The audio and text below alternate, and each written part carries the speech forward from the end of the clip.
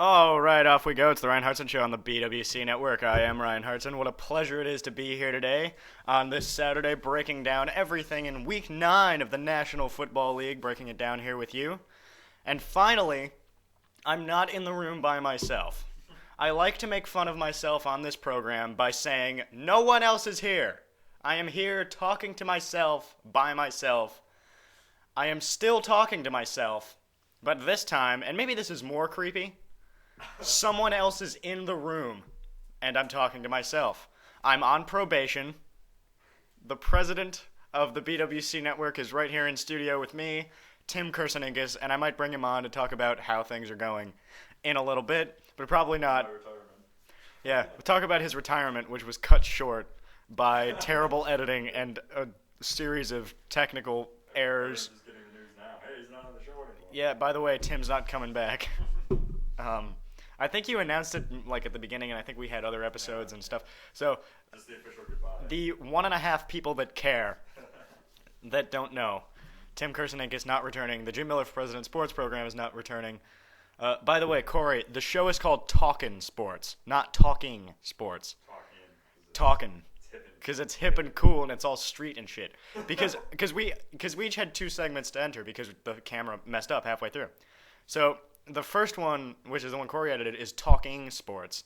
And the one I did was Talkin' Sports, Talkin. That's the name of the show. It's my show. I named the show. That's what the show is called. Corey needs to get with the program. Now, anyway, those are our little BWC programming notes and all the stupid crap that doesn't really matter. Let's move on to your storylines in Week 9 of the National Football League. And I just want to start by saying we are done with Tim Tebow. I'm done with Tim Tebow. I think you're done with Tim Tebow. The only one not done with Tim Tebow is Skip Bayless. He keeps tweeting about how Tebow, today it was, yeah, he played terrible, but he has like the most touchdown drives in the fourth quarter of any rookie quarterback or some stupid stat. And like, I don't even think that's true. Like Cam Newton's had some amazing fourth quarters from what I recollect this year. And this is, I mean, it's just total crap. Like, how does your love for Tebow blind what you see so much? Because I don't hate Tim Tebow. And I tried to make a case a couple of weeks ago. If you keep everything kind of close to the vest and a little running game, a little pitch, you let him run around a little bit, he can be okay. But that is total crap. I don't even know why I said that. That was a complete waste of time. You watch that game against Detroit. He can't play. He cannot throw the football properly. He can't read defenses. He can't even, he can't do anything. He is a waste of space in the NFL. And I'm tired of talking about him. So we're not going to do it anymore. I am infecting the second BWC ban in history. I believe the first BWC ban was the name Brett Favre. And we were kind of on the air, but we weren't. So nobody remembers that one. So this is the second unofficial, first official ban.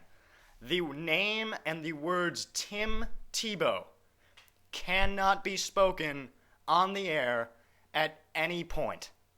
I am banning the words Tim Tebow.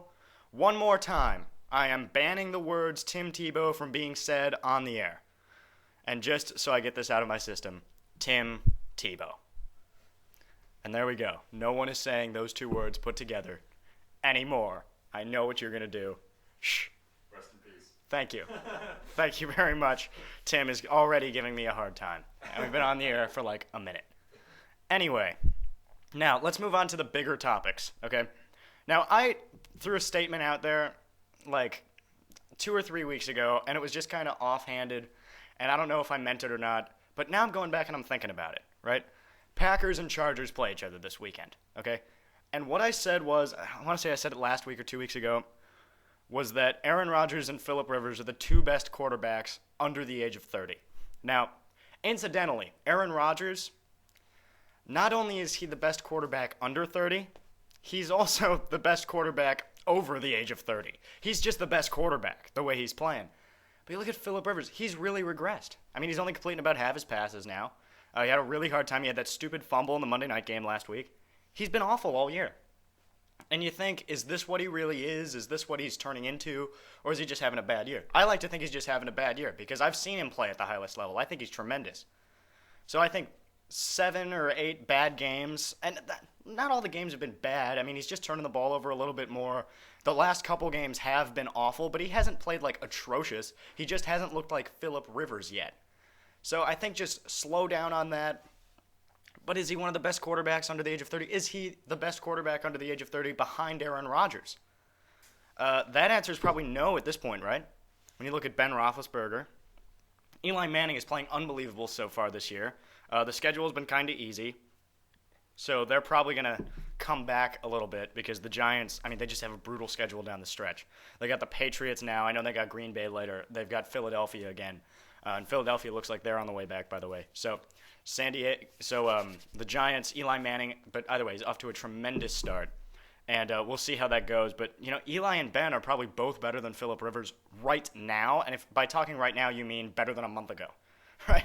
But overall, because we kind of tend to be, I like the term prisoner of the moment, where we're like, this guy had a better game than this guy, so this guy's better. Well, no. I mean, it depends on who they're playing, what the schedule is, how good the other pieces are. Overall, over a long period of time, Phillip Rivers statistically has been the best quarterback. Ben Roethlisberger has won the most games, and Eli Manning has kind of been the odd guy out. He's made some throws, won a championship. The defensive line won the championship. Let's not lie. So I don't want to say Eli is even better than Phillip Rivers. I would say all of them I like Phillip Rivers the second best out of Ben. And I just kind of think that's how it is now. But the two best quarterbacks under the age of 30, Aaron Rodgers, Phillip Rivers, not true. It's just Aaron Rodgers, and Phillip Rivers is really, really good. And that game, warm weather, San Diego, Aaron Rodgers from California, so the time change isn't going to affect the quarterback. I'm just hoping. I don't even care who wins and loses. Packers are 7-0. I know where they're going. I just want to see a ton of points. I just want to see like a game tied at 38 going into the fourth quarter. Something just crazy. I want to see one of these insane shootouts from those guys. And, that's kind of what I want. And Phillip Rivers is really, really good, but he's got to come back up a little bit. And can he do that? Absolutely. But right now he's not. And what was my original point? I don't even know. I just kind of went. That was a while ago. Okay, forget it. Chargers are going to score a ton of points, hopefully. And Phillip Rivers not the best quarterback under the age of 30, even though I said he was, but he's not. I don't know. Let's move on because that's a storyline. Somewhere in there is an NFL storyline. You're just going to have to tell me what it was. Okay. The Baltimore Ravens and the Pittsburgh Steelers, incidentally, are only playing the second best game of the weekend. Because in your football weekend, when you've got Ravens-Steelers matching up, winner is in first place in the AFC North, it's like, yeah, man, it's the best game of the weekend. Well, it's not. The college game tonight, Alabama-LSU, is the best game of the weekend by a mile. Because it's college, and you've got two NFL defenses out there in LSU and Alabama. They're going to beat the crap out of each other.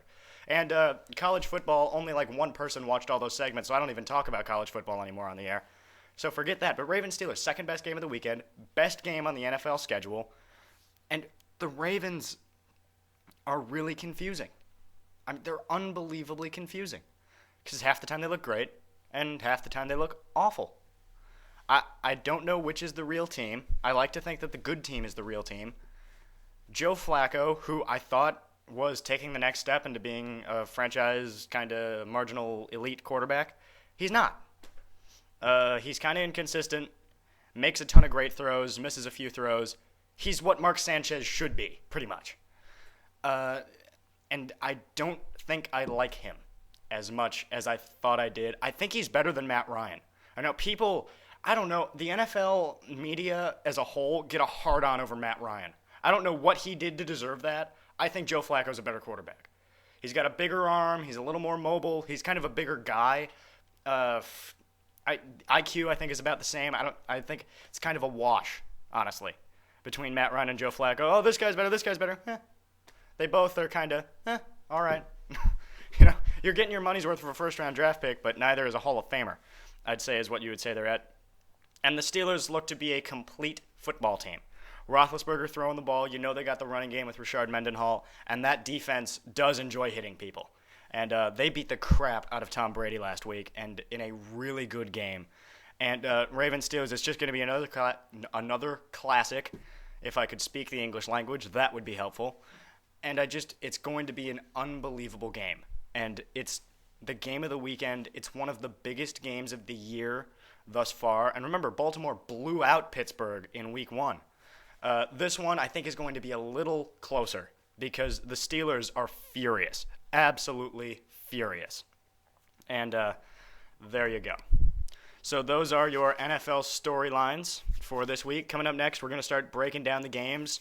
And we'll talk about all the bad games first, and we'll talk about all the good games second, and then we'll pick the games. Tim is staring at me. I'm Ryan Hartson. It's the BWC Network.